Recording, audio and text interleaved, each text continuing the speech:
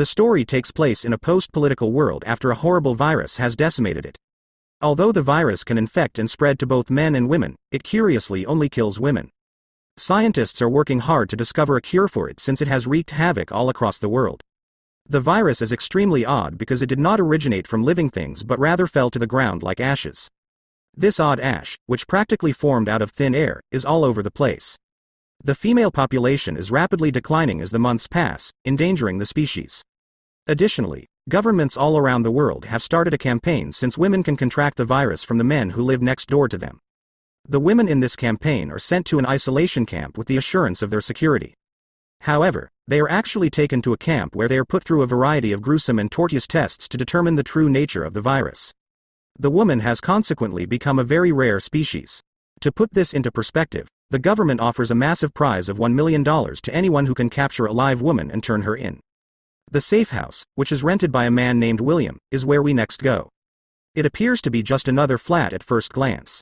But we quickly discover that another person, Eva, also resides there. She is William's girlfriend, of course. It turns out that Eva's success in surviving thus far is a result of Will's skill in keeping her secret from the authorities. Even if it's for her own good, he won't permit her to use the phone or walk outside. The couple's relationship has suffered as a result of Will's strict control over her freedom of movement. Eva complains that her flat is making her feel more and more confined. She is compelled to go outside and experience the sun. On the 400th day, Eva approaches her breaking point. She sneakily dons a hazmat suit and dashes outside onto their building's top. He soon sees her and chases after her. Eva, however, rips off her suit and allows herself to become infected with ash before he can stop her and bring her back. She didn't want to spend her life in isolation while seeing the deaths of millions of people due to an unknown virus. She is eventually persuaded to return home by Will. However, it is obvious that they are done with one another. Eva exits the shower after taking off her hazardous gear. While on the couch, Will wiggles around. Eva cleans off the dirt, then takes a kit out and swabs her own skin to check if she has actually caught the infection. The couple hears 5 police cars pull up outside their home as they wait for the verdict. Despite their previous dispute, Will rushes Eva to her room and helps her hide in bed because it is obvious that their home has been ransacked. He then permits the police to enter the home. They spend some time looking around before asking Will who he is.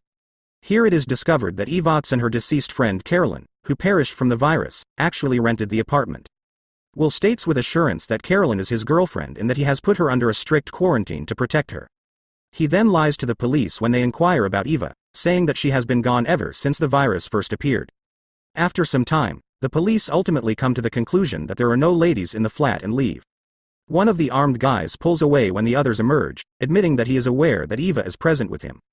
In actuality, Eva had left a test swab on the table, which was discovered by the policeman. The test is successful. Since he feels bad for the couple and knows that Eva has the virus, he chooses not to inform his coworkers. Will is upset, but he must control his emotions because the flat is no longer secure. He is advised by him to cherish his remaining time with her before he departs.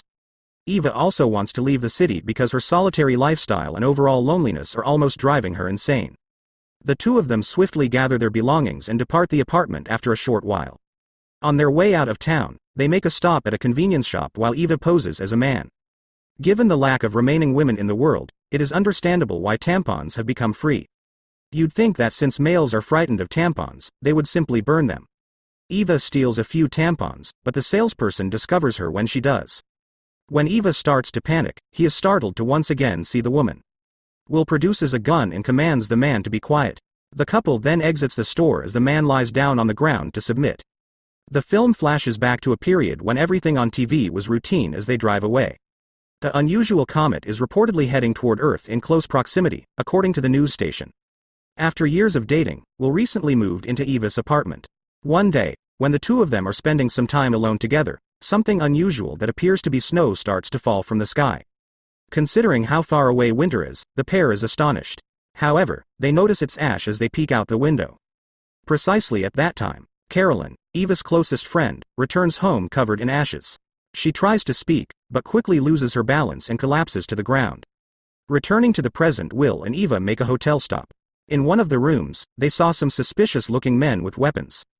The pair disregards them, though, and stays the night in the same motel the following day before entering the woods. Eva is adamant that her final dinner will be at the restaurant.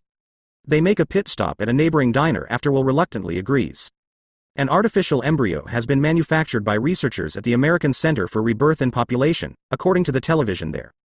Recent testing have revealed that the fetus survives for 1 month, which is already a remarkable accomplishment.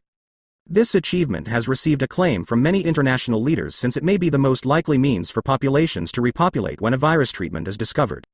The federal government has reportedly boosted the prize for reporting or discovering live American women to $2 million, according to the press.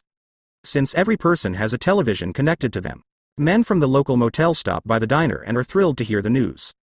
Eva immediately starts bleeding from her ear, signaling that she is about to die and making things worse for the pair. Will realizes this and rushes her out of the restaurant without even paying the check.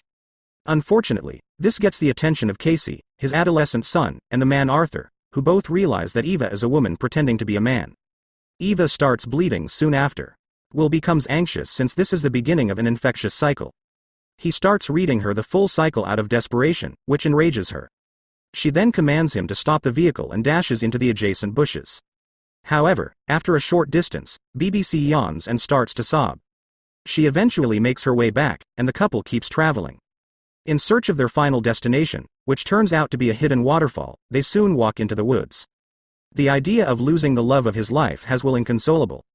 Eva, on the other hand, makes an effort to be as upbeat as she can be in order to make the most of their remaining time together. After Carolyn loses consciousness after her touch with Yesh, the film goes back in time. She is taken to the hospital right away by Will and Eva, but is shortly declared dead. The couple is distraught as they saunter about the area. They conclude that his wife's life might be in jeopardy because this unknown ailment only affects women. In order to protect them from the ash, Will enters a restricted area of the hospital and steals 2 protection suits. They then flee via the back entrance. When they return home, they give Eva's doctor father, Mahesh, a call. Mahesh informs them that the ashes have already claimed the lives of 1,000 women and wreaked devastation in his own home.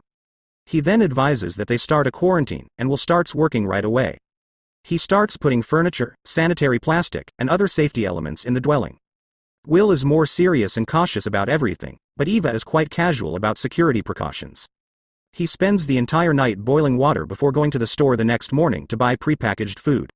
Additionally, he installs UV lights all over the house, which purport to destroy bacteria within a few feet that are concealed. Additionally, he never approaches Eva because he fears he might infect her with the illness.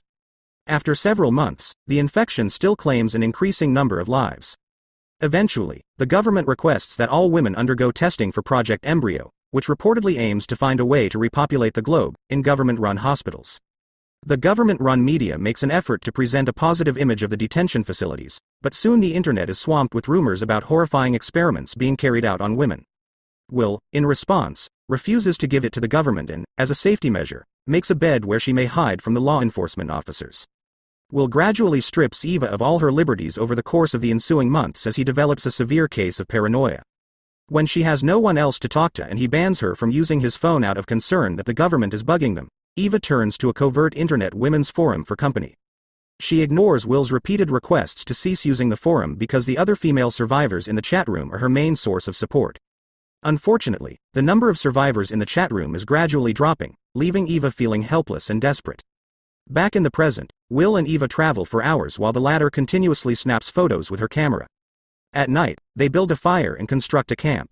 Eva yearns for closeness and asks Will to assist her in taking off the clingy ribbon she has been using to tie her breasts together to look like a man. Will, however, is icy and distant, and after assisting her, he returns to his tent.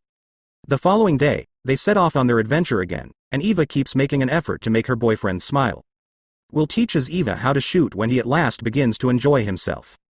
The father and son team from the previous movie, Arthur and Casey, can be seen traveling through the woods on the opposite side. They tracked the pair into the woods using a map they left at the diner, and it turns out that they wanted the $2 million reward by catching Eva. The two will soon enter the woods with their weapons as well. Eva and Will set up camp once more that evening, and while they continue to make love, she begins to have seizures and convulsions. Will supports her head and helps her unwind as they begin the movement.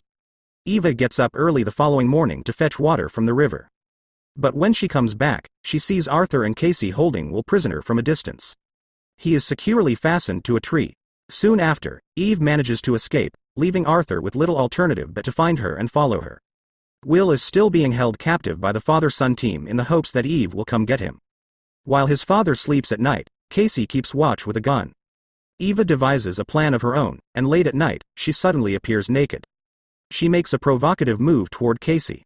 After not seeing the woman for more than a year, the adolescent, who is still inconsolable over the death of his lover, is drawn in by her attractiveness. Eva can then knock him unconscious as a result. After releasing Arthur from the tree, she immediately grabs her firearm and kills him dead inside of his tent. The movie goes back in time once again. Day 4 has come. Eva had multiple missed calls from her father on her phone as a result of the current state of affairs. She is concerned since they made the decision to forego phone calls in order to maintain security. She insists on speaking to her father since she realizes something is wrong, but will only consent to a video conference with the camera and microphone off. During the call, Eva's distressed father breaks the news that despite her mother's advanced age, the government had taken her mother away.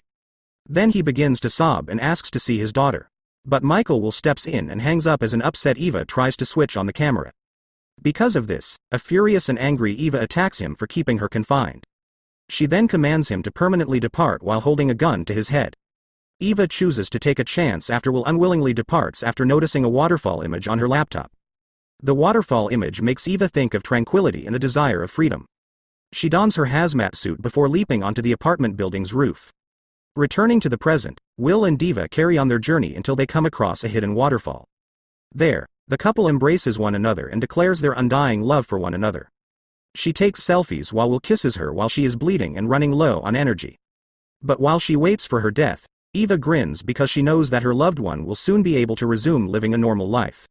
She feels relieved and happy that she has handled her load properly.